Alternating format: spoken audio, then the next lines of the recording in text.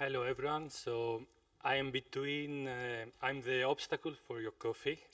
So I will try to accelerate the presentation.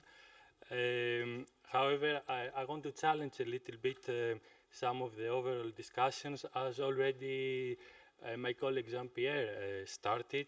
My colleague Manolis highlighted at the end the importance of governance, which in fact is one of the topics we have been discussing for some years. At the beginning, perhaps very few realized what is it or is it important. It has been part of the regulation, by the way, but still it seems to be like a black box. So in BURDI, we dared to explore what is this multi-level governance, and in fact, we did that by looking at the societal social acceptance, not as a survey, not as an event, but as a process. So I want to share with you some the approach we took, the stick that we put, as Jean-Pierre mentioned, in order to make a start and see what can we learn from that, what are the challenges. So already since yesterday and over your experience with U-space, we already know, you know, what are the main pillars of it. So the U-space airspace, the importance of having specific geo-zones, the importance and the challenges that USPPs face, the role of the CISP, can a CISP be a USP, what is the interfaces. However, we seem to ignore another pillar, which is documented in the regulation. And this is the U-space coordinator and the coordination mechanism.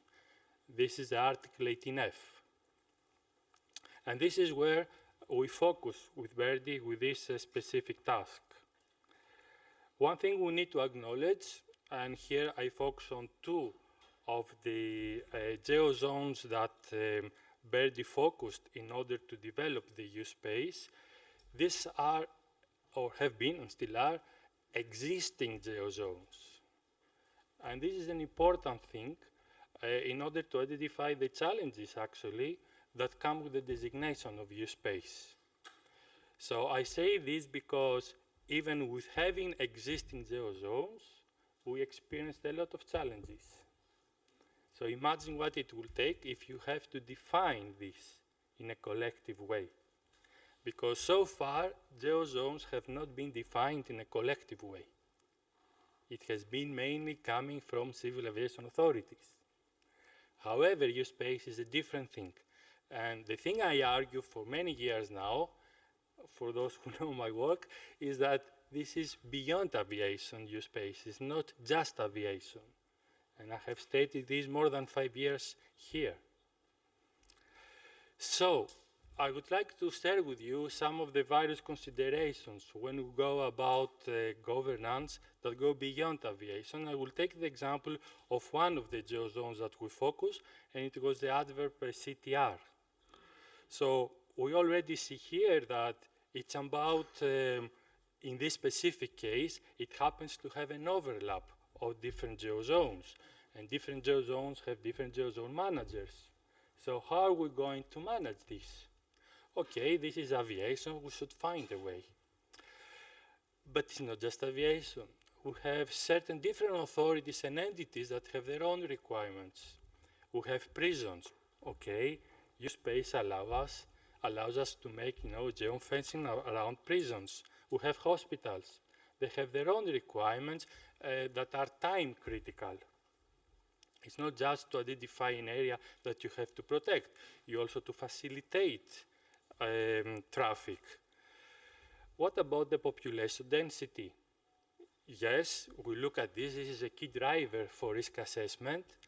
However, if you take a different perspective, not the aviation perspective, and you take the territory perspective, there are boundaries between municipalities there. So what it may seem to you as a red zone, it may have 3 municipalities underneath. So how are we going to deal with this? One municipality doesn't want that we fly over there. Okay, even if it is like a non-red area. that can facilitate us to avoid the high population density. And we have also authorities like the fire departments that, from their own governance and effectiveness, they have set up their ways in their own departments.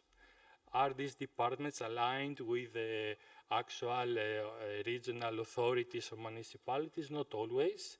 And how is this reflected to the aviation plans? Is this reflecting these boundaries and the governance? Who controls what? The answer is rather no. So we have another type of requirements that are coming that you see has nothing to do with aviation. However, all of these topics can create different difficulties on how other people think. And this is the point that I wanted to highlight when we talk about impact. It is not just thinking about what could be some positive benefits from U-space, or the fact even consider, some negative aspect of that and try to find a balance. There are some other things that are not so obvious. And they can become obvious only if we engage with the different stakeholders. And in fact, this is the core mindset of the coordination mechanism. This is an extract from the actual regulation, from the actual guidance material, where it shows the 3 phases of U-space. In fact, it's a life cycle process, and the focus of the BURDI has been on the first one, the plan. However, this is not only the only phase of the U-space, even if everybody tends to focus on that.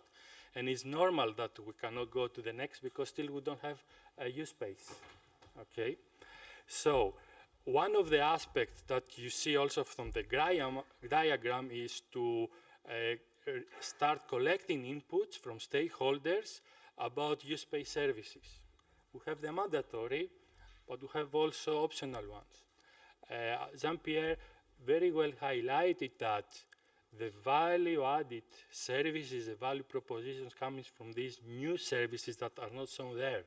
And this type of services may derived from the local context. And sometimes you may be surprised about a specific service that a certain community may require.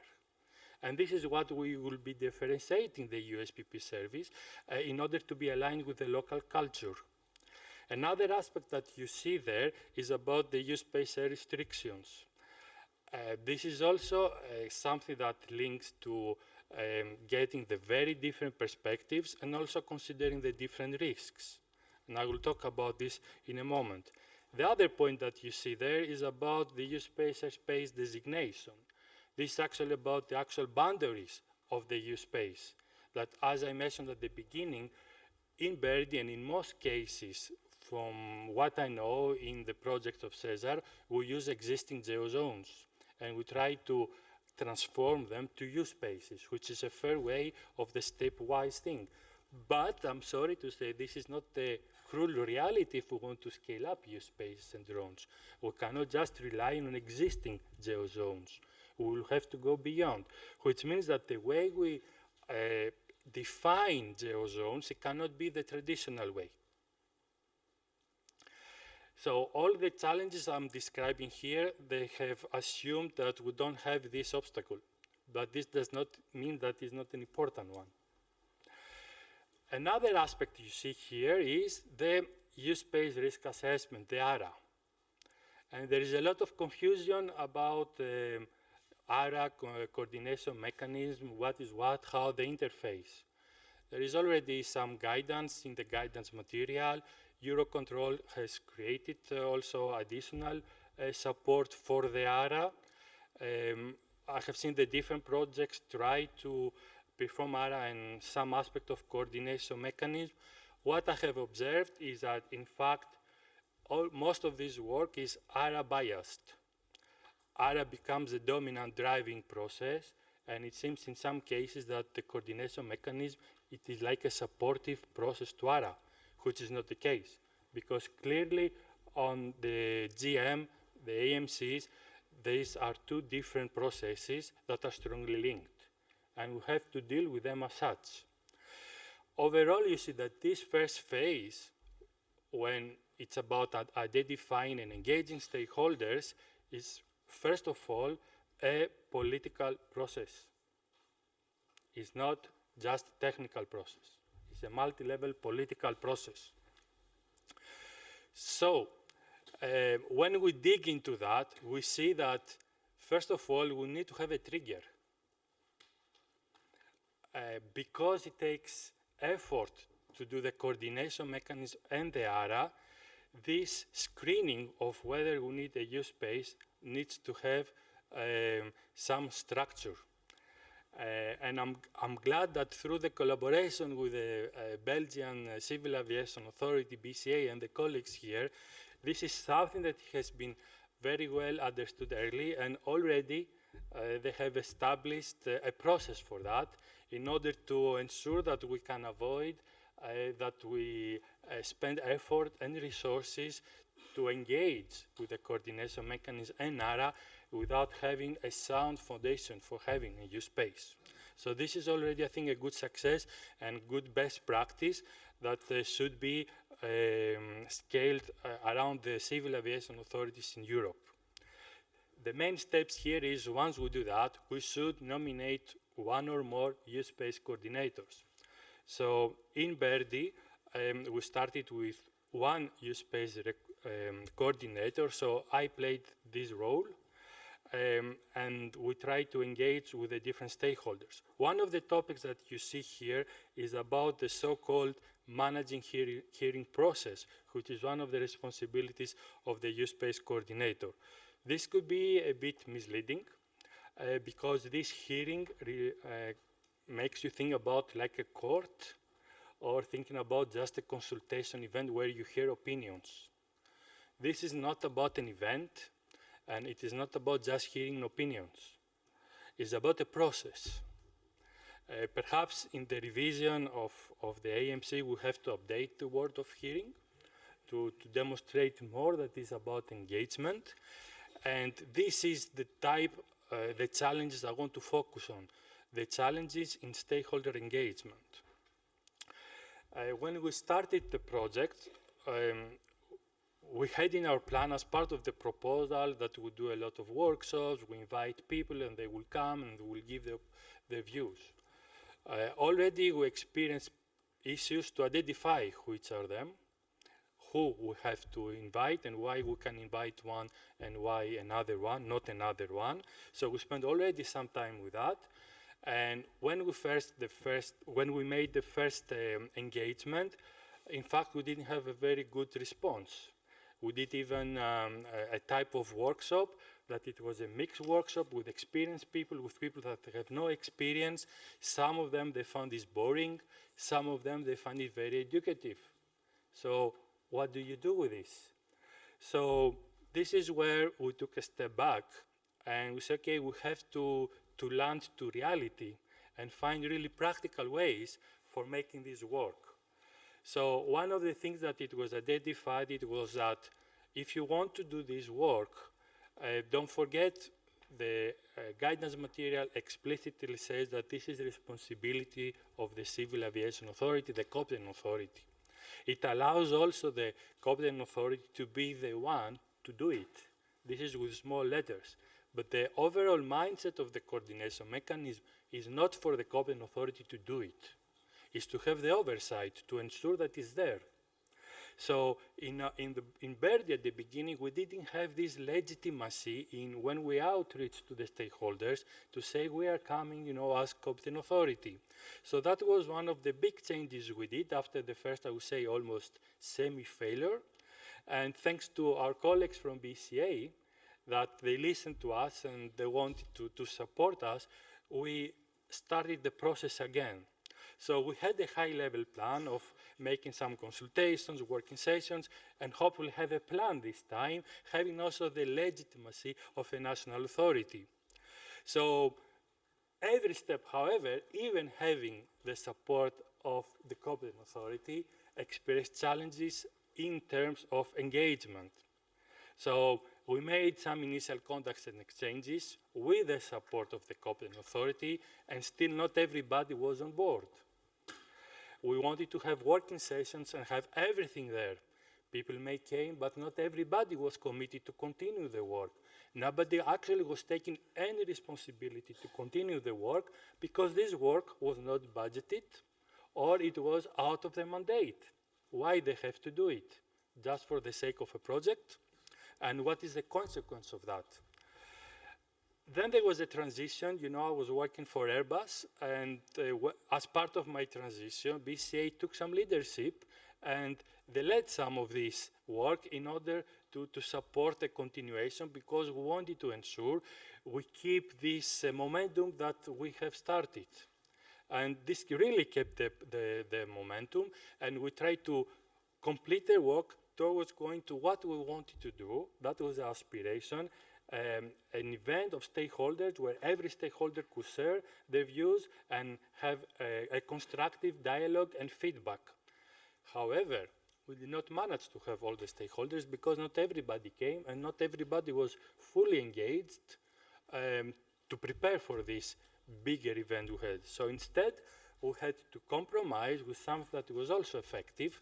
It was a joint working session between the stakeholders that turned up. That was almost 1 year ago. It was more successful than we thought because of its scale, but still we're missing some people to have a more complete view of it.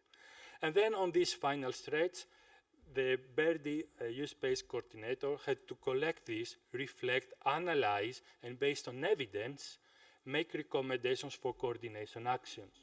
And that was the last part, say, of my work towards submitting an official document to the competent authority that, according to the guidance material, is the basis, the evidence that the competent authority requires in order to make a decision. What we have seen as part of this, in fact, this provided further evidence for the competent authority to rethink the actual ARA performed already.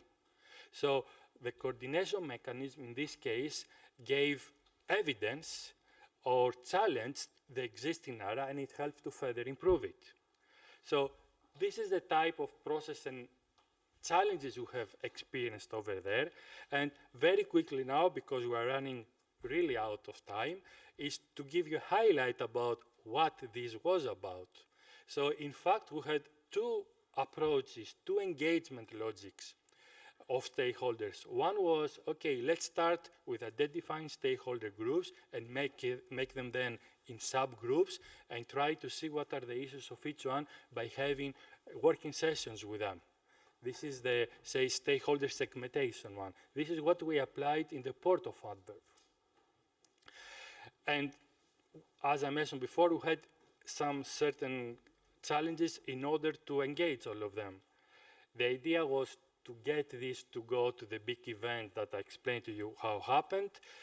We created the document, and now we are on this right side part where the document is submitted to the competent authority, and we're waiting for the result. And once we have the result from the competent authority, we need to close the loop by informing the stakeholders involved what has been the decision. Is it a positive decision or not a green light for U-space? And if it is not a green light, what is required to become a green light? And if it is a green light to go, then we have to start engaging the next steps of the U-space coordination, which goes to the execute and to the review phases. So this is what we did at the port of Antwerp, and thanks very much to the colleagues from the port for hosting the majority of the events there and supporting the activity. And then we moved to the actual CTR of Antwerp that engaged with the province of Antwerp and the province of East Flanders. There we took a different approach. We didn't take the stakeholder groups, we engage first with authorities. So take an institutional approach. Both of these have been documented in our report that we have created on this specific task. We have derived some key lessons learned, 12 of them, just to highlight, to give you a feeling of that. The timelines that we have to allow for the coordination mechanism have to be aligned with the local context.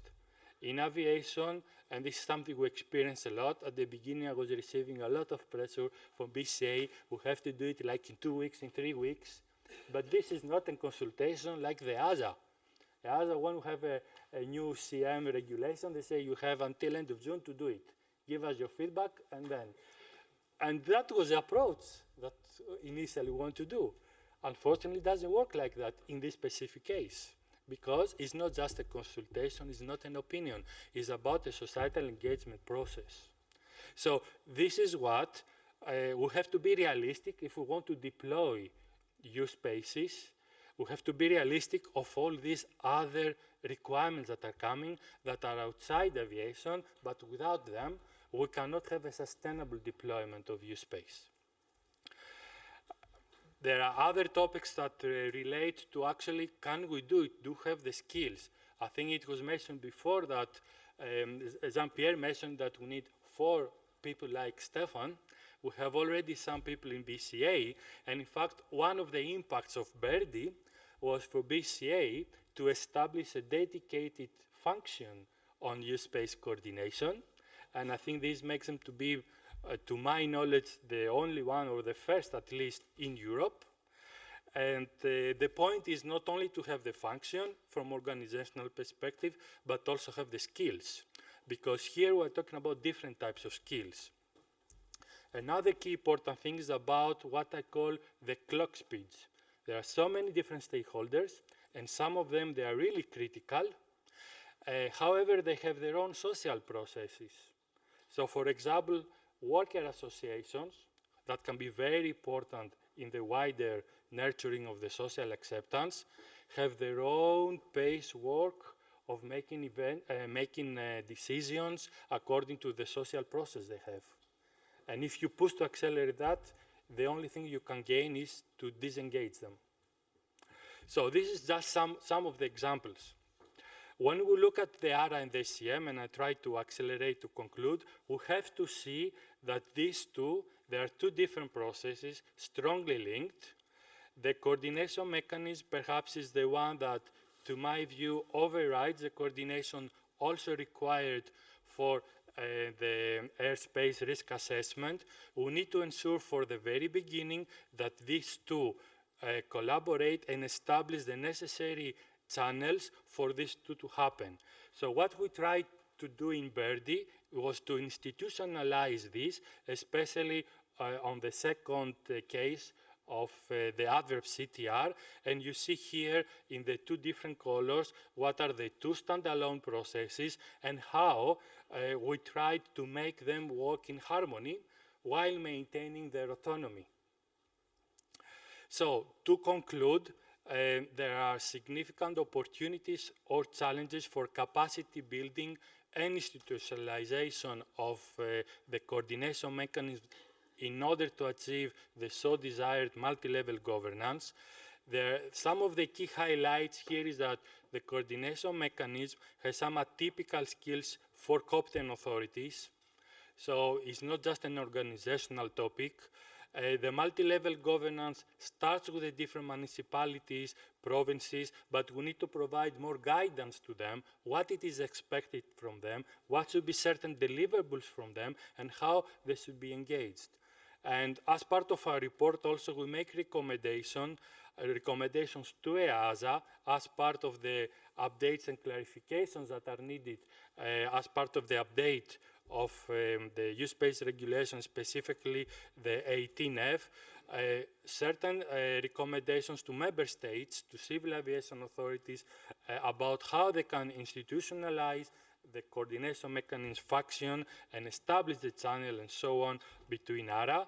And finally, to non-aviation authorities, is beyond regions and provinces, the non-aviation authorities. We focus there because we need to have the initial political engagement by them. If we don't have the political engagement of them, don't see a city only as a mobility topic, is a political topic, we cannot succeed. I hope I managed, and thank you so much.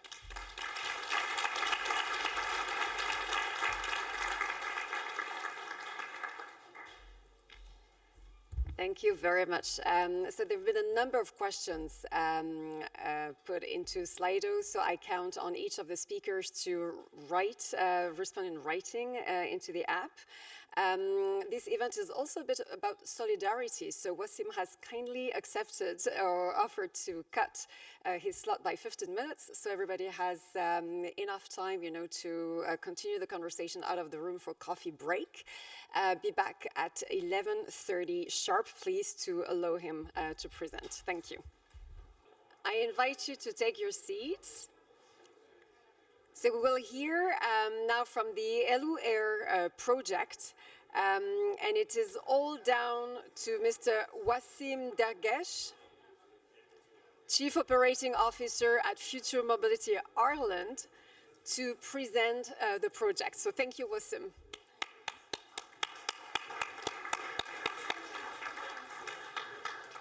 Great.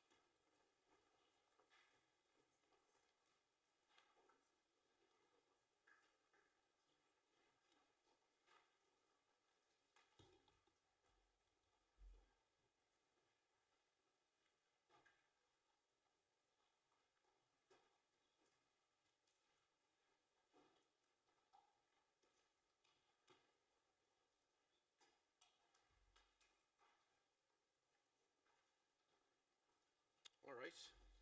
I think it's fine. I don't need to wait for Christine. I'll go ahead. So, right. So I gave you. I'm the one that gave you 15 minutes, by the way, and I'm not going to take them from the lunch break. So I'll do my best to speed up the presentation. I know that originally they gave us an hour and a half or so to go through 3 different presentations. Unfortunately, or maybe fortunately, that the other 2 presenters are not here today, so I'll be covering for them. And, but I'll start with giving you a bit of an overview of what ÉALÚ-AER is and how this started, right?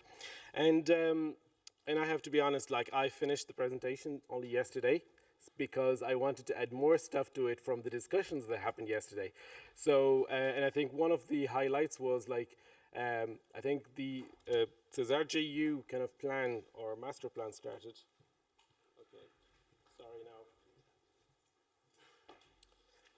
That's working. It started in 10 years ago, like 2015. And that's what Cengiz mentioned us to yesterday. And I wanted to say like how this aligns, for example, in Ireland and how this happened. Is that the case as well? So actually, before 2015, there wasn't much happening in the drone industry. It was all mostly hobbyists and people trying to explore, what can I do with a drone? What can I, how can I like buy and operate my drone. And then what happened is in 2015, that's where the Irish Aviation Authority announced that anyone flying a drone has to have it registered.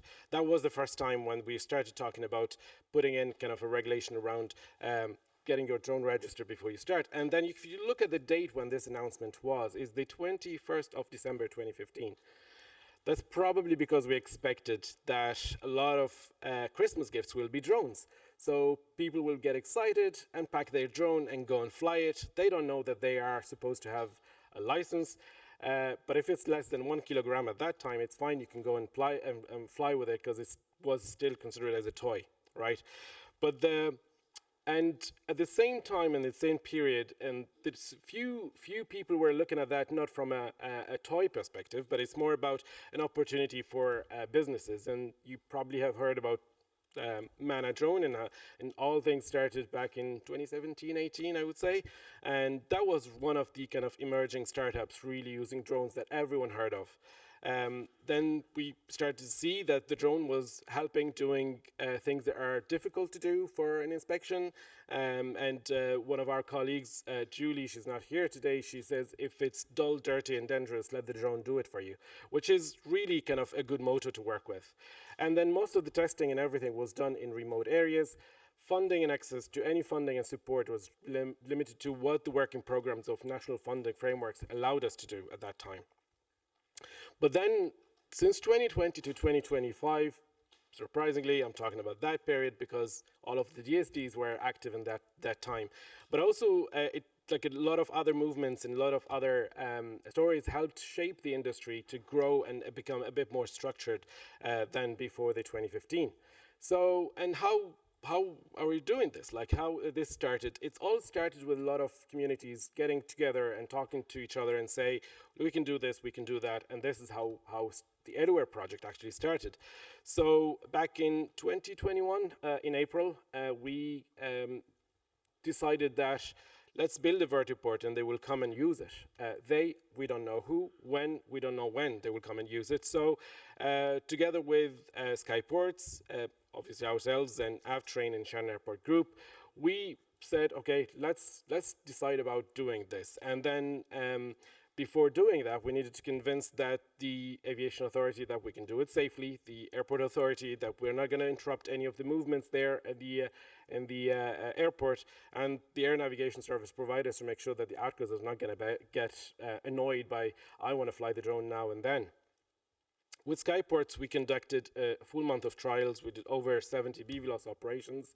It was all 100% safe, full engagement with all the stakeholders from all the different facets. And that helped us get to the next level, which is building the first vertiport. We've never announced anything. We kept it just for ourselves because we didn't know if it was really a good idea. So in parallel with this, and I think all of the other DSDs probably remember the timeline. So the deadline to submit our DSD proposal was 1 month after that one.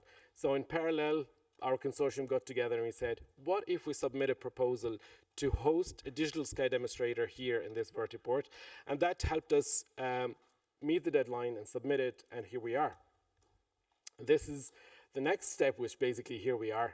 This is where things are. We started in November 2022, similar timelines with the other DSDs as well, and we're hoping to complete things by the next couple of months. So I think you saw this slide yesterday, and I said probably wasn't the possibility for U-ELCOME to put the 50+ partners, but I have that privilege to put my partners here and showcase where most of them are contributing into this project. As I mentioned yesterday as well, so we're in the vicinity of the Shannon Airport, which is a major international airport, have several movements with transatlantic flights, and it also is used as a kind of emergency landing airport in case of deviations and everything. So there is a lot of movements and some dynamic movements we could not anticipate before any operations. So the yellow box you see in the top left picture, and the yellow box on the corner in the middle, that's where we're operating. So it's basically we're a few 100 meters away from the runway.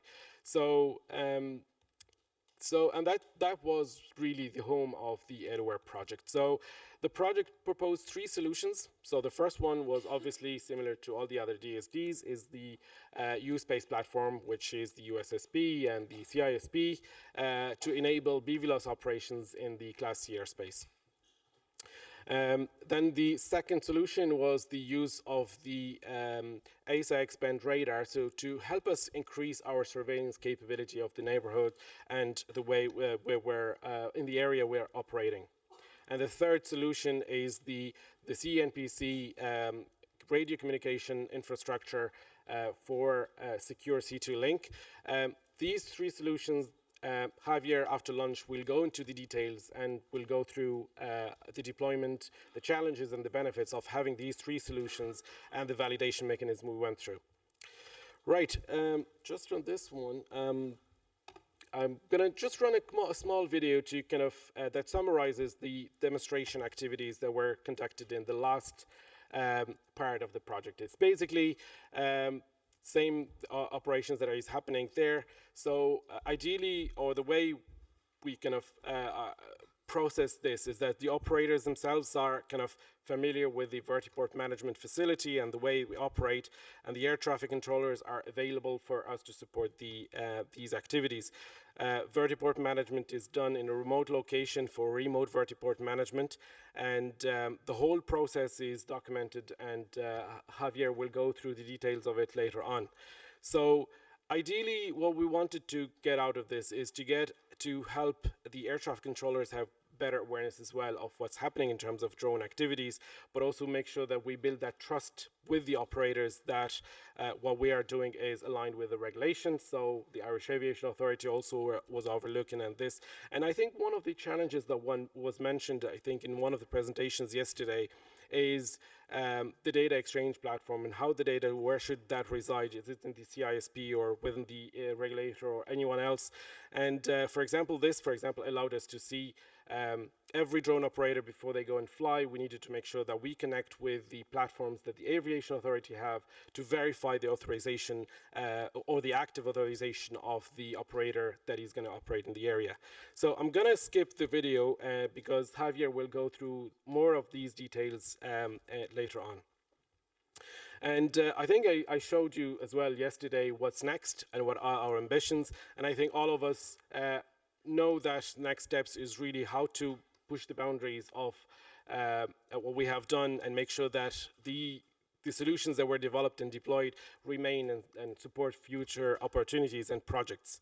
So luckily, we just kickstarted recently another project that is looking at skills development and identifying and looking at the skills gap for innovative air mobility. And the project is led by TPLU, one of our partners in the current project. And that will help us create the Centre of Vocational Training for Ireland to support the U-space skills development in the future. We conducted a kind of an in-depth analysis of the Irish ecosystem. We wanted to make this available for everyone to understand what's happening there, from success stories from MANA to the ÉALÚ-AER project and other initiatives that are already ongoing and shaping, let's say, the phase of 2020 to 2025, and with an overlook of what will come next.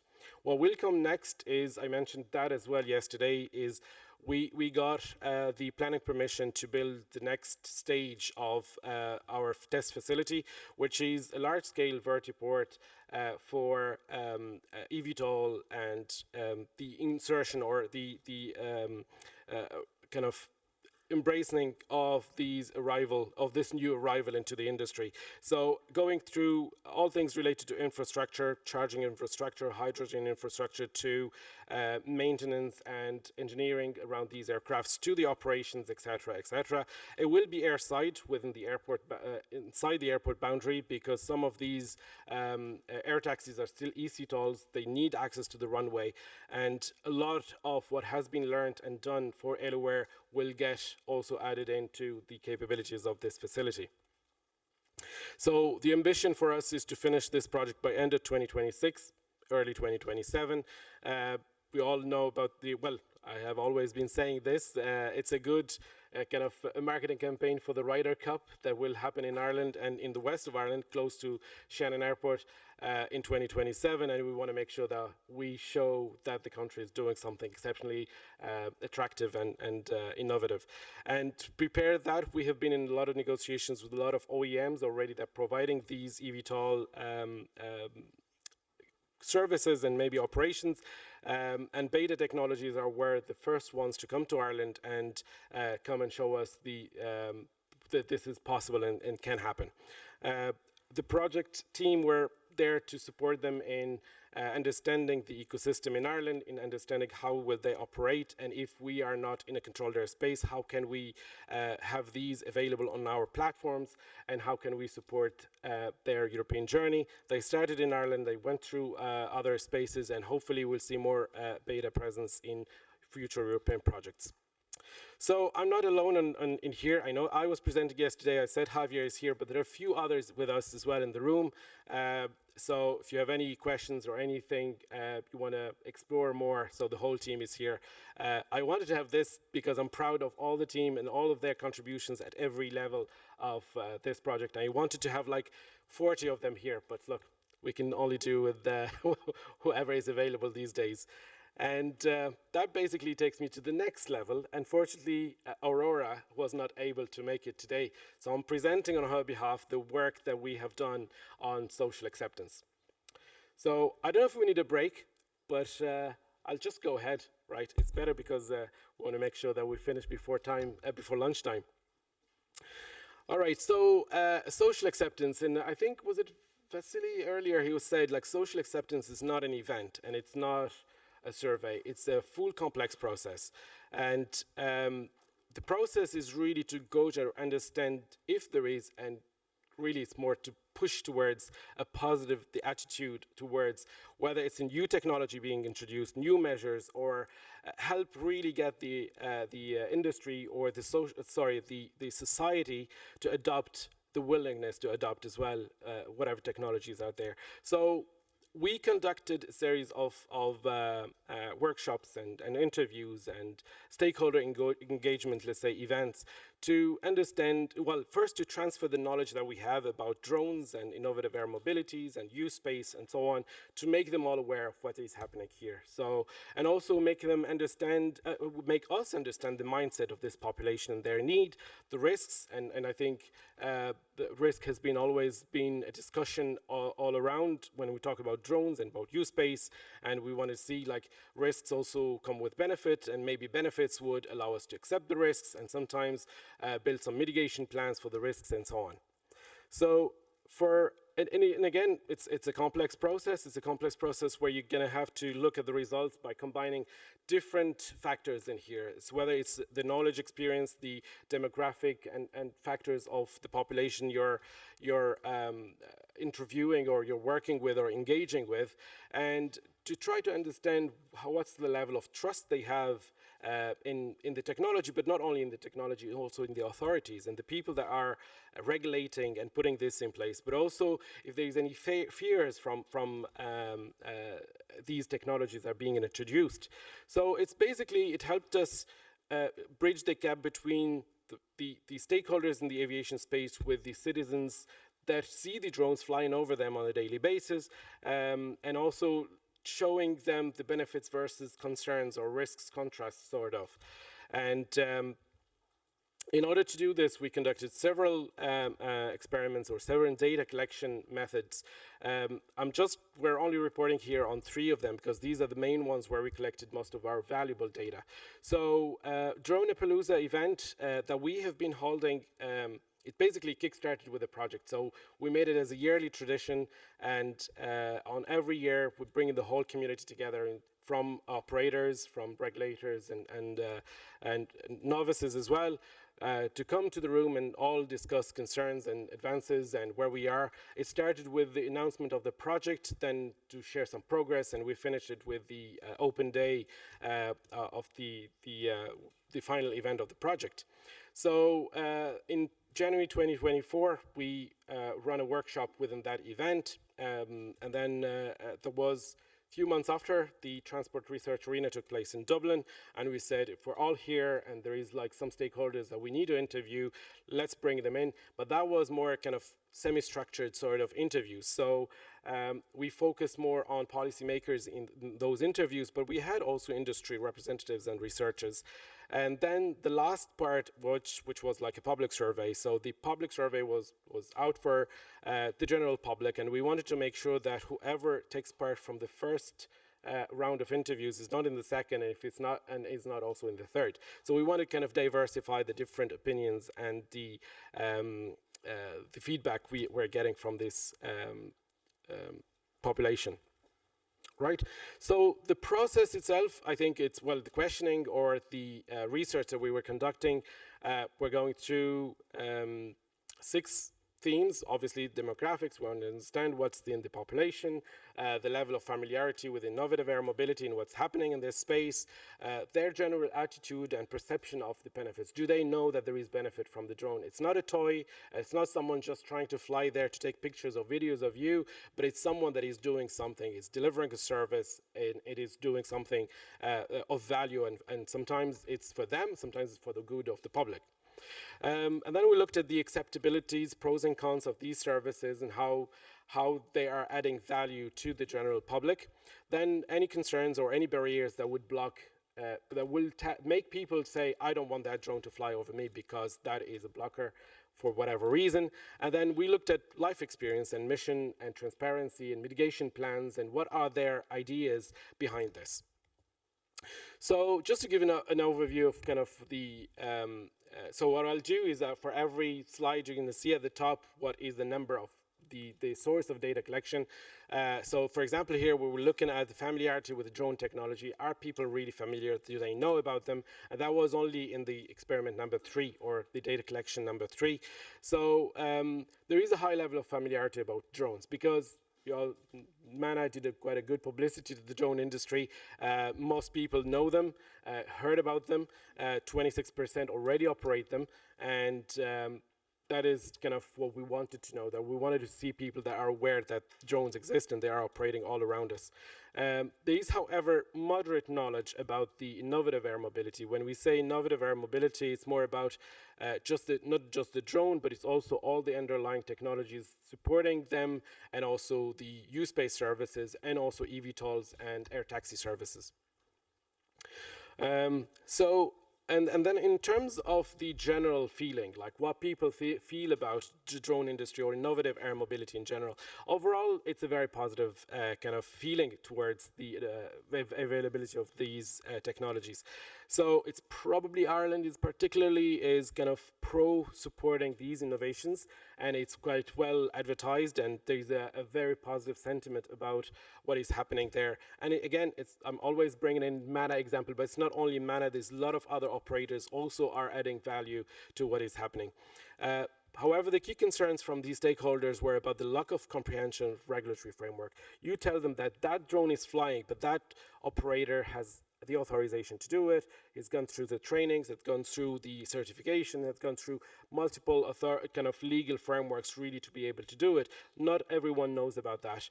There was unclear potential of the use of these UAS. Some of them will say, well, come on, like, why do I get a coffee delivered by a drone?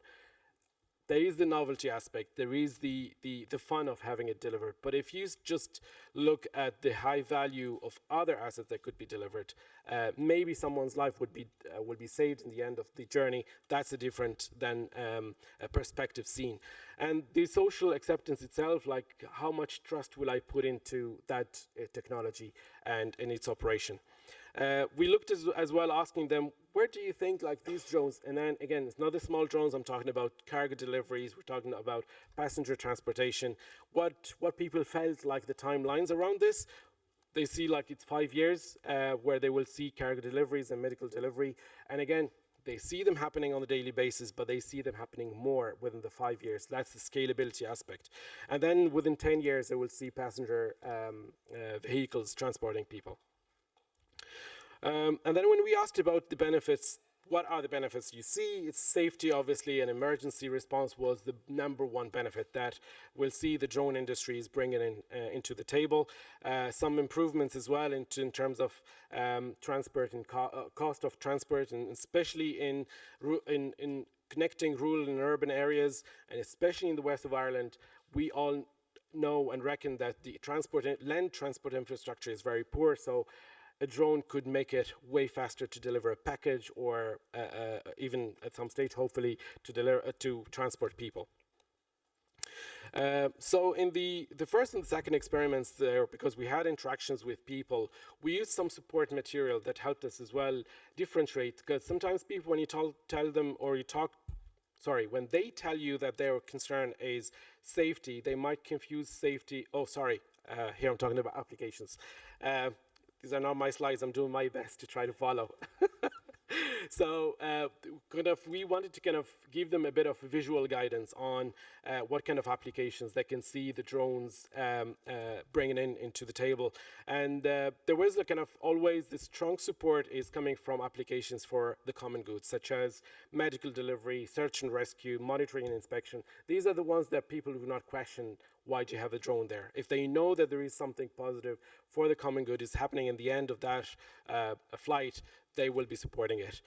Some mixed results between the freight delivery, agricultural, media and entertainment, because they see that it's bringing as well some value to it. Is a little bit of a pushback in terms of, not really a pushback, but see that it's more about it's not yet ready for the passenger mobility and probably law enforcement. It's a mitigated plan, kind of view there. We don't want the police as well to fly the drones to kind of look what we're doing. So it is like a kind of a mixed feeling there. And in terms of also the third experiment, which was the public survey, showing similar results. Really, it's like always the medical delivery, inspection, monitoring. These are kind of a high level kind of applications that rank positively. And then the commercial deliveries would come as a second place, and passenger mobility would be the third in this case. So, and then when it came to concerns and issues, this is where I wanted to say earlier. So sometimes people feel like trust or how to call it, it's more about safety. They confuse safety and privacy and noise because, okay, I'm not feeling safe because it's buzzing over me, but that's because it's making noise. It's not safety. That's a different thing. But maybe if it's too much happening all the time, that maybe becomes a kind of a safety issue. But we wanted to make sure that, yeah, we get them the right guidance to understand what are the main concerns out there. And safety and security and legal use were kind of the number one, let's say, concern. Privacy comes second. Privacy because I think the first thing people see that something is flying over there, making a little bit of noise and buzz.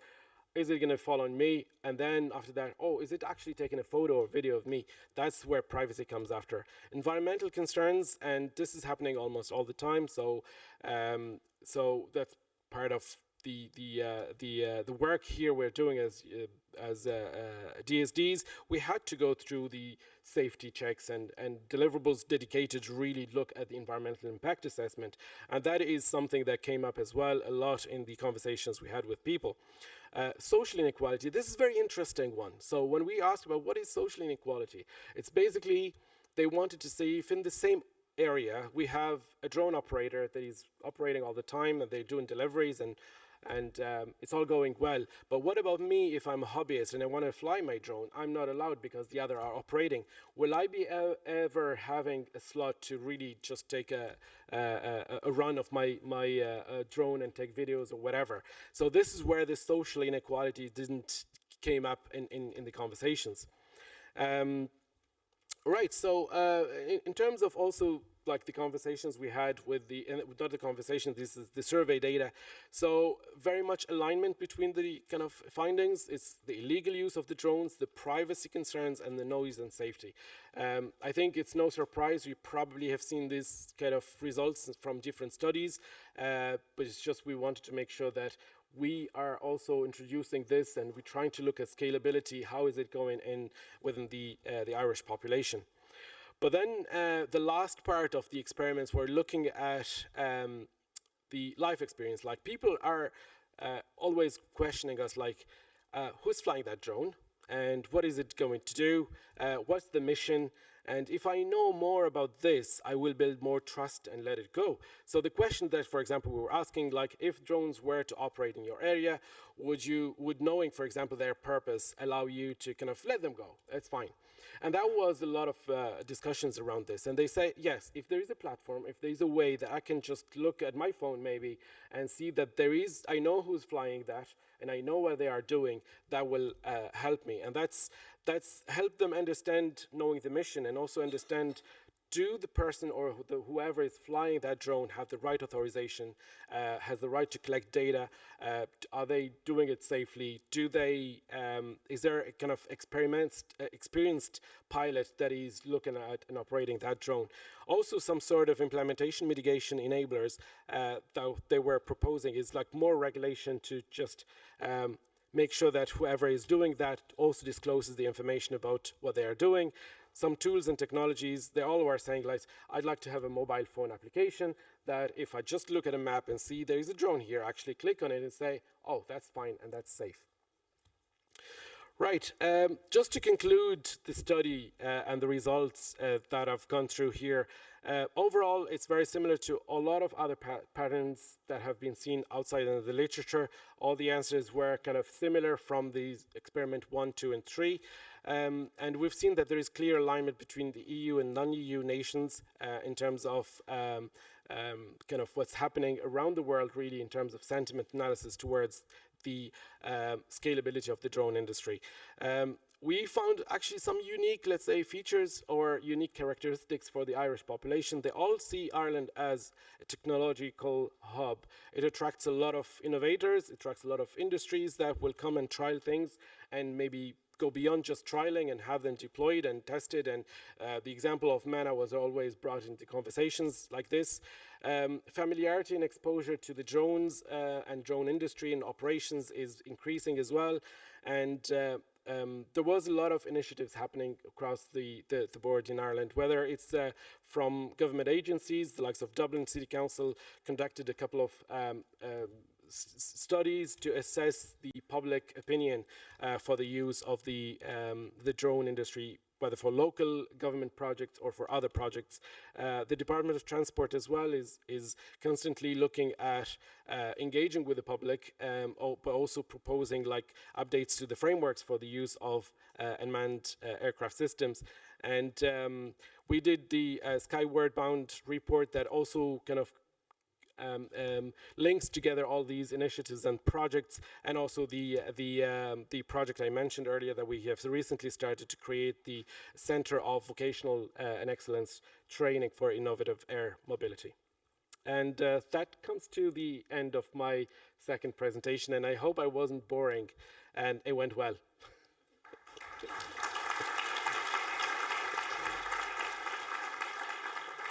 Thank you very much. I needed that for a small break. All right, so let me look at the time. I think I'm doing well. I will hopefully and definitely will be done before lunch break. Again, I'm proud of my team, and I'll have them always displayed in front of you to see who do you want to talk to during the rest of the day.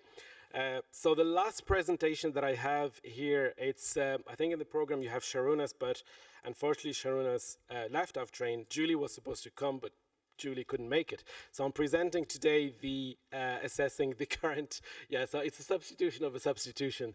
So one of the elements that was discussed between yesterday and today, it was highly discussed at a high level. It's the skills gap for the current and the future needs of the innovative air mobility industry.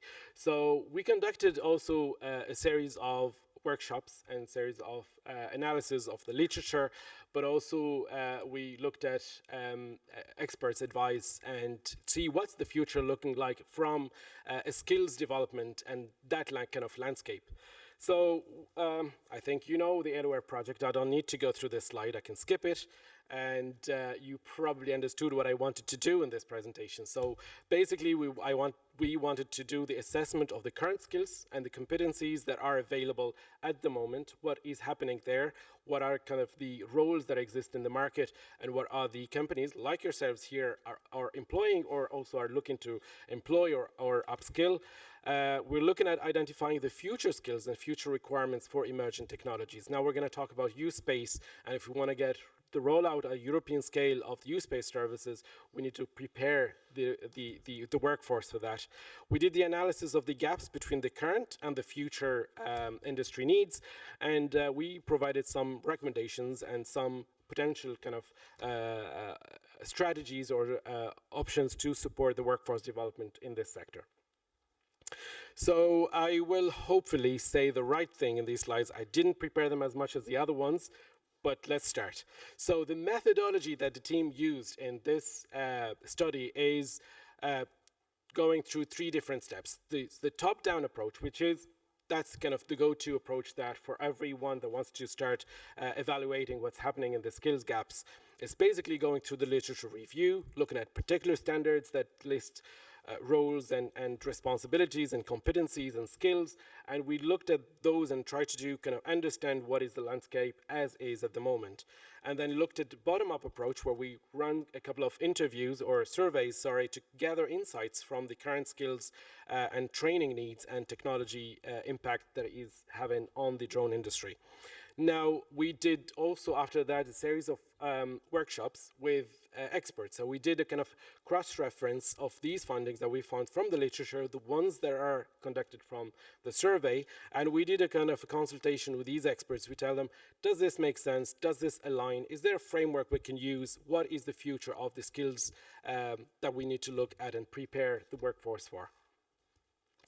Right, just to give an overview of the sectoral kind of breakdown of what is happening in the industry at the moment. So operators, obviously this is the #1 role we all know in this industry, whether it's not called remote crew or safety operators, operations, technology, maintenance and ground operations. So, and then the U-space services, that is from flight authorizations to traffic information, etc., ANSP roles, human factors roles, infrastructure, regulators, and manufacturing and any other related services. So basically what we have identified, or we found out 249 occupations that have been identified, and these 249 occupations are classified using the competency framework for air sector, and or for short CFAS framework, that proposes these roles to be classified in behavioral and as well as technical and functional. So altogether there are 8 categories, from interpersonal skills and teamwork to safety and responsibility. And then you'll see that for each category, basically, you might say, well, what is the personal resilience and critical thinking? Why do we need that? Well, we need that, for example, in crisis management. We need that for adaptability. We need that for instant and immediate decision making. When your drone is flying, then there is something happening, so you have to get someone to not a freak out, but also follow procedures that have been defined in their CONOPS, etc. Right, and then what we did after is we went to survey the stakeholders that have a say in this one, right? The survey went through 4 sections, and the intention really behind this is to ask these participants the skills and competencies required for their current occupations. So what are the skills they need to be an operator, be a manager of a vertiport, or being a safety officer for certain areas of operations. And then we're looking at the emergent skills they can see that are necessary for their future. So if they project themselves in the next 5, 10, 20 years, what do they think that the future will look like, right? So again, these are 4 sections: background and employment, education and training, key competencies, and the new and emerging occupations. So just to make it short and quickly go through the slides, unfortunately we only had 63 responses during this campaign. We wanted to extend more and have more because for whatever reasons, but anyway, we are happy with these. You know why? Because it's quite representative for a gender balance. I think maybe I should have, because you see like 32 male respondents, I should have said it's actually 31 female respondents were as part of the survey. It's very nice to see that at least there is kind of opinion being shared from female colleagues as part of these kind of skills development, let's say, point of view. So we're looking at these, like 50% or 55% of them are operators, 16% remote pilots, so you can say that it's the same thing, and then 16% of them are training work in the training sector, and 12% are consultants. You can also merge them together because training and consultancy would be seen as kind of the same skill bucket. 40% of them are working in the IMS sector, so they are kind of knowledgeable enough of what is really needed at the moment and what is needed in the future as well. Right, so if we try to kind of look at the educational background of people that we surveyed, so 81% of them, they have university degrees, which 36% of them are engineers, so they did engineering. So, and mostly because a lot of whoever we interviewed, many of them also work with OEMs that are manufacturing and also maintaining and also are operating these drones. So I'm trying to read here. Only 25% related institutions. Okay, so what is this? This only 25% of this population believes that the higher education was helping them. I'm sorry, I'm just missing my train of thoughts here. 62% of them prefer to have a kind of a blended learning approaches. So they basically, well, I'll wait until I get to that point. Then looking at what is the competencies or that are the most important that are perceived from this population, right? Safety first mindset is the number one kind of skill that is needed. Of course, like in every discussion when we talk about drones, safety comes first, right? That is the number one skill that everyone is kind of, well, 90% of the population agrees that it is essential. Human-centric approach, and here it's all things related to interpersonal and equal importance of their as a technical skill. Analytical thinking, and again here, analytical thinking is all things related to the context. How do I interpret this, and how do I put this in operation? How do I look at the operations and adjust my concepts? How do I communicate this with my regulator? This is where the kind of the analytical thinking came about when we had follow-up conversations with some of the interviewees. Regulatory awareness, it's also a high level demand skill. I know that here it's only 87%, but still 87% is quite high. The others are probably because they are maybe working in the support services of the drone operations rather than being the operators themselves or being representative of the legal frameworks that are adopted by the companies. Collaborative operations, that's kind of all things related to teamwork are necessary, and here, for example, communication is a big thing. Like the way you operate the drone, or the team communicates is really essential. So, for example, if you're putting in your drone ready to go, and you have to make sure that there is clear communication between whoever is close to the drone, whoever is in the remote operation center. Then when we say it's check, and when we say that it's ready to go, it's ready to go. There is no, there should be kind of clear communication patterns being there, and that was perceived highly as well in the conversations we had in terms of skills. And then looking at the technologies that are impacting the innovative air mobility, the question was like, what do you think of these technologies? What is the level of impact that are bringing into the industry? Sensing technologies sensing technology, security focus, and AI, machine learning are the top impactful, let's say, technologies that are bringing in more to the innovative air mobility. I think AI and machine learning is because everyone now talks about AI, right? If we have conducted this survey 10 years back, probably AI wouldn't be brought here as AI, probably would be automation maybe, and self-flying, let's say, drones, or that's where we see that automation of evolution and AI probably should have been merged together rather than separated. And then future occupations. So we had like, here I'm just displaying two questions. There's the first one looking at what new occupations do you expect will be created in your own organization in the next 10 years. Nothing new there. It's all about drone compliance, operations, engineering, and virtual. When we said like virtual, what do you mean by that? A lot of them are saying that we need to see simulation platforms that allow us really to simulate more the aerodynamics of the air drones themselves, the collision when it's happening, how will we react to it? We want to create a kind of a more safer environment where we can do scalability testing, where we can do kind of stress testing of our technology and so on. And then what areas do you see expansion occurring in the innovative air mobility over the next 10 years? So which basically says beyond your own, let's say, organization, what's the future looking like? Transport and delivery came in quite prominent because we all know that first thing that drones are going to do for us is moving people or goods from one location to the other, and they will hopefully be there to improve a lot in the transport sector, but also in other things like agriculture and emergency response, etc., etc. Right, in terms of training preferences, I think I'll ask the question for everyone here.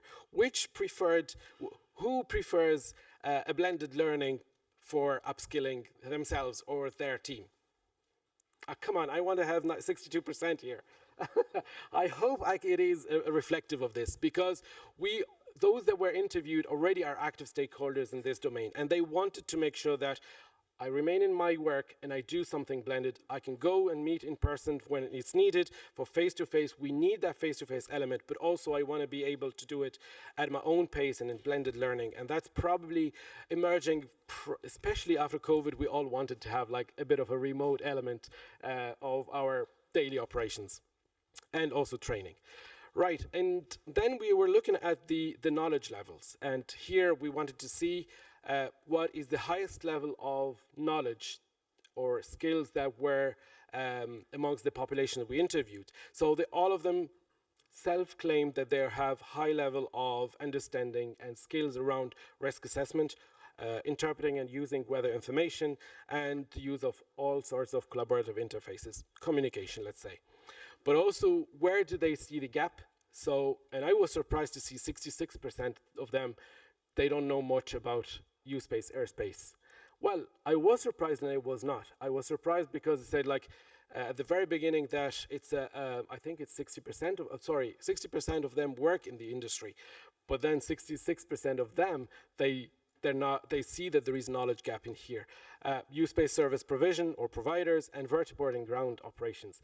This basically tells us exactly where we are now and we're all working on is a gap. There is a knowledge gap there. We should be putting kind of the acceleration to prepare the workforce for the adoption of these technologies. It's not about only regulation and funding and all, but also the preparation of the workforce and the skills that are needed for the industry. So let me look at the time. I think I'm going to skip this one and I'll go to the emerging roles. And this slide here, well, we wanted to see what do some of the experts see. Like I told you, the last phase of the study was to sit with experts and tell them, okay, how do you feel then these gaps will be filled? Are they going to be new roles or are they existing roles that will be upskilled or evolved to what is needed? And then we see that all of them or many of them agree that the remote pilots would evolve towards automation and autonomy and supervision instead of being the pilot themselves. Obviously with AI and automation, this is kind of obvious kind of transition. The air traffic controllers will need to be whether it's upskilled or trained to adapt to the integration of U-space within their operations, within their regular workflows, or would it be dedicated separate personnel that will be taking care of that? That is up to then to the regulators and the ANSPs to decide what is the right thing to do. In terms of maintenance roles, probably everything is going to shift from the manual to technology-enhanced operations, and there's no surprise, and this is any technology will move naturally through from manual to automated.